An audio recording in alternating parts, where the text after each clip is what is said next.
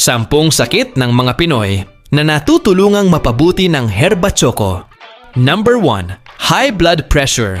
Pinapababa ng malunggay, pomegranate at turmeric ang blood pressure at cholesterol.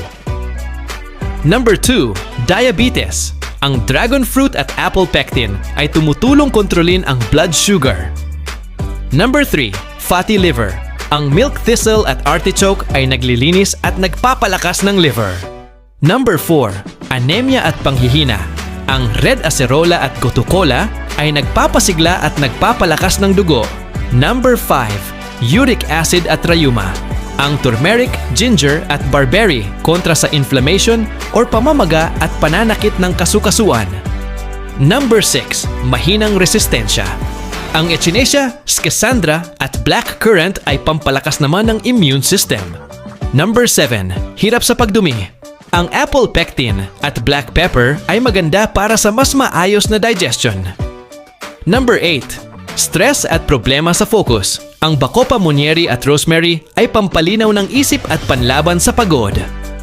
Number 9. Obesity o mabagal ang metabolism.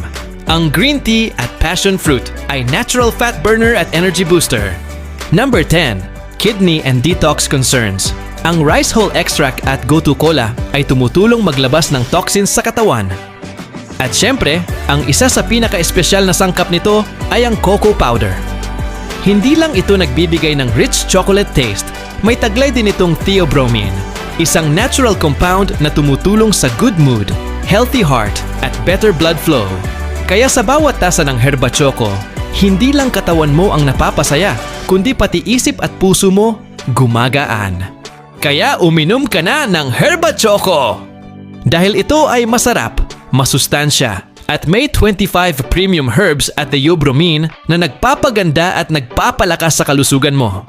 Health is wealth, di ba? Kaya order na!